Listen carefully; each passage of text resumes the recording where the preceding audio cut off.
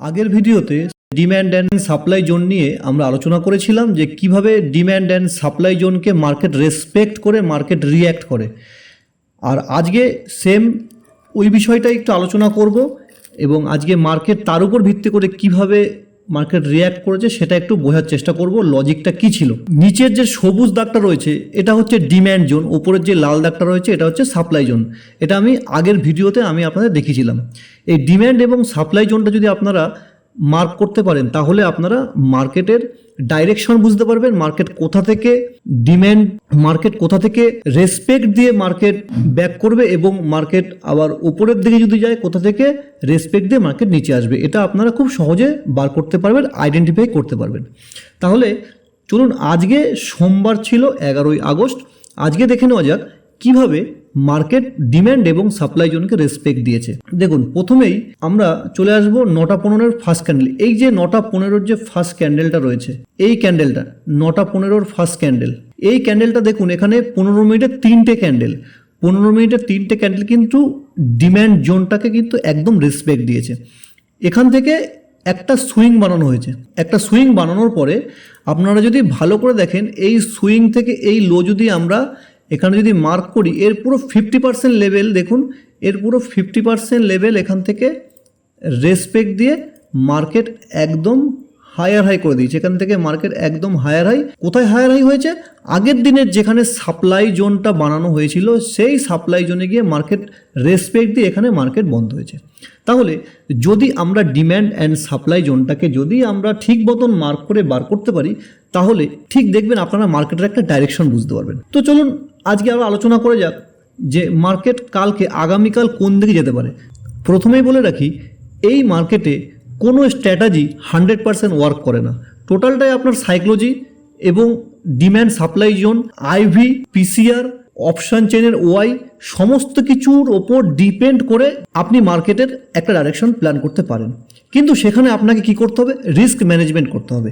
এই risk management যদি না শিখতে পারেন, হয়তো আপনার ক্যাপিটাল আজকে ধরুন আপনি 1 লাখ, 2 লাখ করে নিচ্ছেন, 5 লাখ করে দিচ্ছেন, পরে কিন্তু আপনার ওই টাকাটা কিন্তু সম্পূর্ণই পুরো খালি হয়ে যাবে। অতএব আপনি যদি রিস্ক ম্যানেজমেন্টের মাধ্যমে যদি আপনি ট্রেড নেন তাহলে দেখবেন আপনার লসটা সবসময় আটকে যাবে। তো চলুন দেখা যাক মার্কেট আগামীকাল কিভাবে রিয়্যাক্ট করতে পারে, একটু আলোচনা করা যাক। আমরা প্রিভিয়াস দিনে demand and supply zone mark করেছিলাম।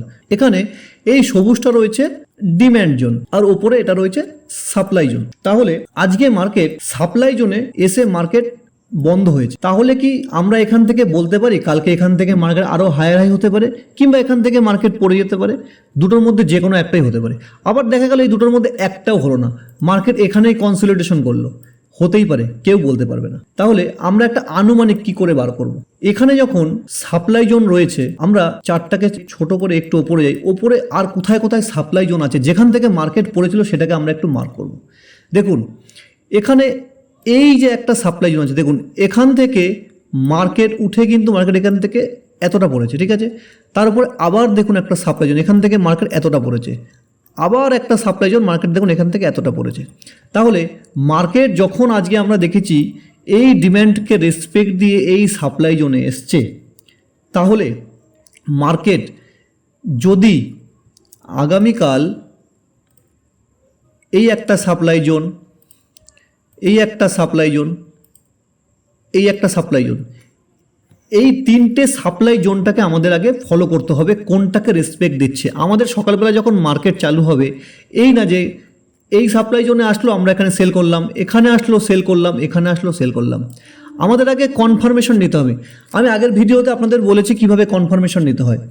একটা সাপ্লাই জোন যাবে, সেখানে যদি রেসপেক্ট দেয় সেখানে আপনার ওয়াই ডাটা দেখতে হবে, সেখানে আপনাকে আইভি দেখতে হবে, সেখানে আপনাকে ক্যান্ডেলস্টিক প্যাটার্ন দেখতে হবে, সেখানে আপনাকে দেখতে হবে কি ক্যান্ডেল তৈরি করছে। সম্পূর্ণরূপে আপনাকে 3-4 রকমের কনফার্মেশন নেওয়ার পরে আপনাকে ট্রেড প্ল্যান করতে হবে। আমরা কি করি, এই ট্রেড প্ল্যানটা করি না বলেই 3-4 বার 5 বার 6 বার স্টপ লস হিট হয়ে যায়, তারপর অ্যাকাউন্টটা খালি হয়ে যায়। অতএব যে কোনো একটা ট্রেড নেওয়ার আগে সঠিক একটা লজিক বার করে একটা ট্রেড নেওয়ার চেষ্টা করবেন। তার আগে একদমই ট্রেড নেওয়ার চেষ্টা করবেন না। তো এই ভিডিওটা কেমন লাগলে কমেন্ট বক্সে অবশ্যই জানাবেন।